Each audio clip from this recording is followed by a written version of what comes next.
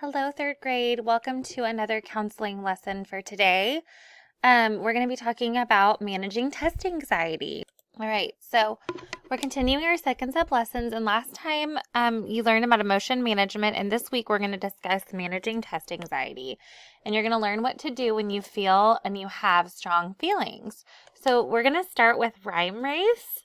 So this is a brain builder, and I'm going to tell you the steps in just a second, and I want you to use your skills for learning. So your eyes are going to be watching, you're doing your self-talk, and you're listening, and you're going to be assertive.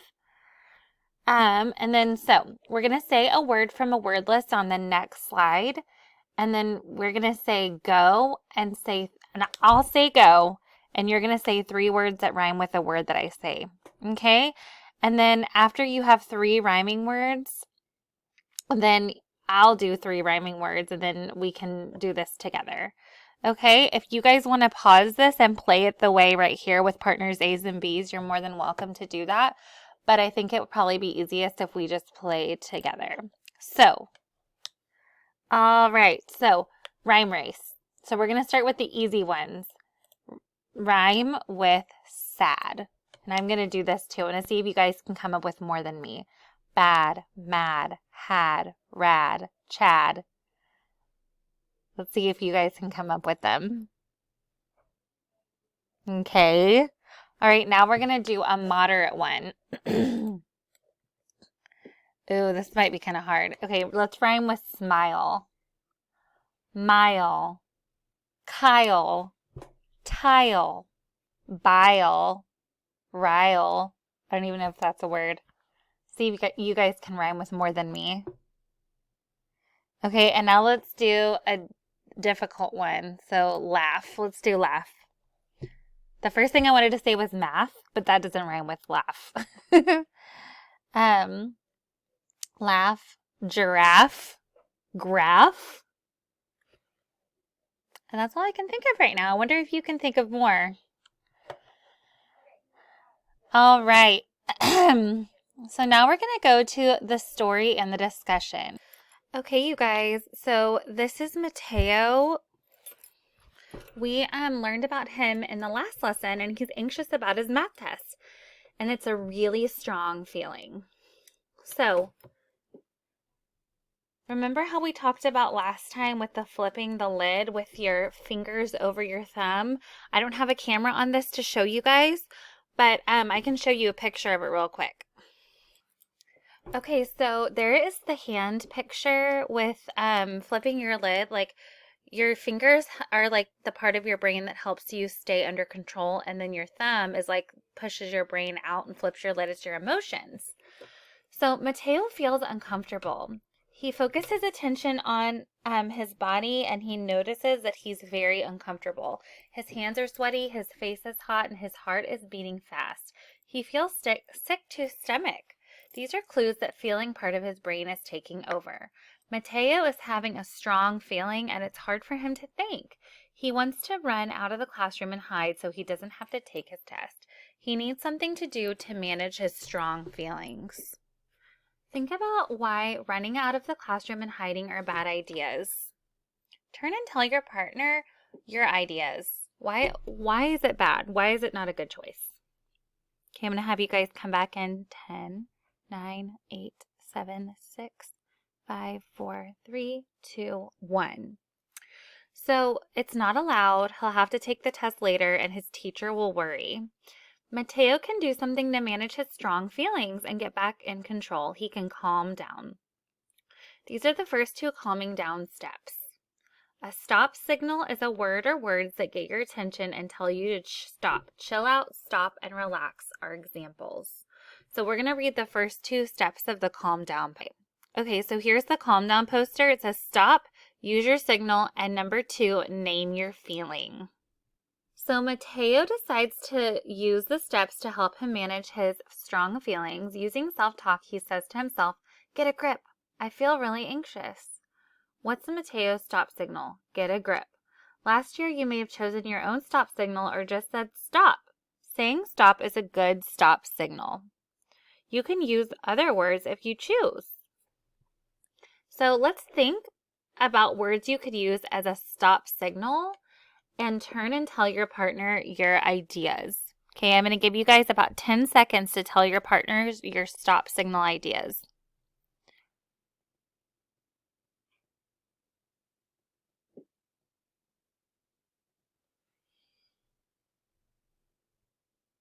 Okay, so some ideas could be freeze, calm down, get it together. After Mateo uses his stop signal and names his feeling, he begins to calm down. You'll learn more about how to calm down in our next lesson. All right, so now we're going to do some skill practice. All right, guys, so we're going to practice the first 2 calming down steps for when you feel strong feelings. And we're going to make sure we look at the calm down poster. So the calm down poster is right here. How to calm down. I can do it. 1, 2, 3, 4, 5. Ready? Stop. Use your signal. So remember, like, your signal might be freeze. His was get a grip. Mine is, I'm not even sure if I have one. I think mine is like look around, like to get myself out of my head. And then name your feeling. His was I'm anxious. And then here's the calm down, breathe, count, or use positive self-talk. All right, so these are the directions for what we're going to do. We're going to read a scenario, stop and name our feeling, and we're going to say our stop signal, name the feeling, and then if you guys want to do this as a class, you can do this. We're just going to practice together. So your partner isn't helping you put away your science materials and you're annoyed and you're frustrated. So remember, you say stop. Or you could say, let's use his. Get a grip. I'm annoyed and I need to calm down. And then so we're going to do the same thing with the next one. Your friend won't stop copying you. Get a grip. I'm angry. I need to calm down. Okay? Here's the next one. You did poorly on a spelling test you studied hard for, and you're discouraged and you're frustrated. So you might say, stop. I'm so discouraged right now. I have to kind of exaggerate it like that. I don't usually say I'm discouraged. I say I'm so discouraged right now. I'm going to calm down. And then here's another one. Someone drew on your book. So like your initial reaction might be like, oh my gosh, I can't believe somebody drew my book. But you could say, stop. I am angry. So you could literally say stop instead of saying get a grip. Stop. I'm angry. I need to calm down. Okay? So now we're going to review what we've learned. So we're going to point to how to calm down poster. And you guys learned the first 2 steps. Stop and use your signal and then name your feeling. Okay? Today you learned the first 2 calming steps. What are they? Stop and name your feeling. And you can use these steps to start to calm down when you feel strong feelings. Then the thinking part of your brain can start to help you manage your feelings. And then remember the hand brain. So when you're really in your feelings, you flip your lid, but this part keeps you under control. All right? So we're going to do the calm it down dance and notice what movements you can do for the first 2 calming down steps. Okay, so let's listen to it. So you guys give me a robot pose? How about you? Good. Ready for some music?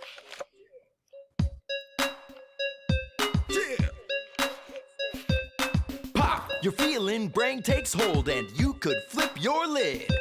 Stop, you've got to think it through. Just calm it down like this. Stop and name your feeling, calm down. Stop and name your feeling, calm down. Stop and name your feeling, calm down. Stop and name your feeling, calm down. Every day we can have strong feelings, strong emotions that send us reeling. But there are steps we can take to calm down. These are the keys to turn things around. Just stop and name your feeling. Turn on your brain. Start thinking, not just feeling. Calm it down. Do some breathing. Calm it down. And some counting. 1, 2, 3, 4. Calm it down. Use self-talk. I can do it, I can do it. And keep thinking. Stop, name what you're feeling now, and take take some belly breaths. Say can do good it. things to I can yourself. do it. Count One, and calm two, the three, feeling 4. down. Stop and name your feeling, calm down. Stop and name your feeling, calm down. Stop and name your feeling, calm down. Stop and name your feeling, calm down. Say someone bumps you and you drop your stuff. You can't think clearly, you're feeling rough. Just say stop. Name what you're feeling. Take back your power. Don't hit the ceiling. Stop, name what you're feeling now and take some belly breaths. Say can good do things it. to I can yourself. do it. Count 1, and calm 2, the 3, feeling 4. down. Stop. All right. All right, we're going to end our lesson with focusing on dealing with testing anxiety and some steps that you can do.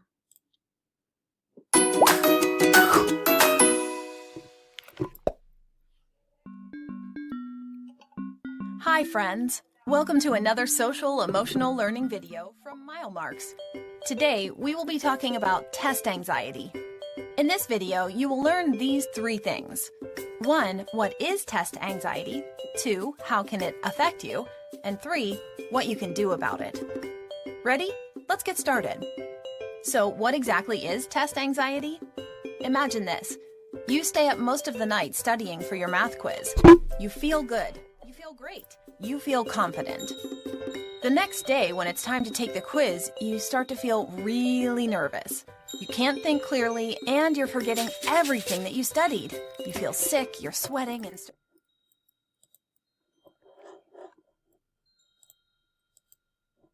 starting to feel a little bit dizzy. You just know that you're going to fail the quiz and you'll have to drop out of school. Everyone will be disappointed in you. Has this ever happened to you? If so, you may have been experiencing test anxiety. Test anxiety is the worried or nervous feeling that some people get when it's time to take a test or quiz. Test anxiety is a type of performance anxiety. That means that you get nervous or scared in a situation where you feel pressured to perform well. You feel like you have to do a good job or you'll look bad in front of other people. It might happen before a piano recital, a soccer game, or when you have to give a speech in front of the whole classroom. Test anxiety can affect your body, feelings, and thoughts. Someone with test anxiety might experience these things happening to their body. You might start to feel shaky, get a headache, get butterflies in your stomach, start sweating, have trouble breathing, feel dizzy, and your heart might start beating faster. Test anxiety can bring on feelings of anger, helplessness, hopelessness, and fear. You may also feel stressed and overwhelmed. It can also cause you to have negative thoughts about yourself. You might think, I'm just not good enough, or I just know I'm going to fail. You might even compare yourself to how you think others are performing. Your mind might also be focused on thinking of all the times you've ever failed at something before. Test anxiety can even make you blank out. This means that you forget everything that you studied. All your hard work, gone. Whoa, that's a lot. With all of this going on, it's hard for someone with test anxiety to focus on doing a good job on the test, so they usually end up performing poorly. And this can make the anxiety even worse for next time. If this sounds like you, not to worry. Here are some tips on how to cope. 1. Be prepared. Do a good job studying so that you can feel confident about taking the test. You should start studying at least a few days before and make sure that you are understanding what you're reading. If you think that you're not very good at studying, talk to a teacher or a parent for tips on how to improve your study skills. 2. Have a positive attitude. Use positive self-talk to quiet the negative thoughts roaming in your head. Positive self-talk is when you say or think things to yourself to help improve your mood. Some examples of things you can say are, you can do it, or you've got this, or I don't have to be perfect, I just have to try my best. You'll have to work extra hard to stop your thoughts from turning negative. Instead of thinking about the worst possible thing that can happen, visualize yourself being successful. 3. Learn to relax. Find ways to calm your body before, during, and after the test. The more relaxed you are, the better you will be able to focus on doing a good job. You can relax by taking deep breaths, getting some fresh air, asking a teacher if you can squeeze a stress ball, practicing meditation, or thinking of yourself standing in a relaxing place. You want to make sure to use these skills during the test too if you feel yourself starting to become anxious. After the test, try not to stress yourself out worrying about how you did. Do fun and just be glad that the test is over. 4. Take your time on the test. Just focus on figuring out one question at a time. Take a deep breath and read each question carefully. Don't spend too much time on one problem. Try your best to answer it correctly and then move on to the next one. 5. Talk to an adult. If test anxiety is something that happens to you a lot, make sure to talk to a parent, school counselor, or teacher. Tell them about all the things that happen to you when it's time to take a test. They might be able to work with you to come up with coping skills that can help you be successful. As always, with any coping skill, you have to practice, practice, practice. That's all we have for you today. I hope you learned a lot and you found this information helpful.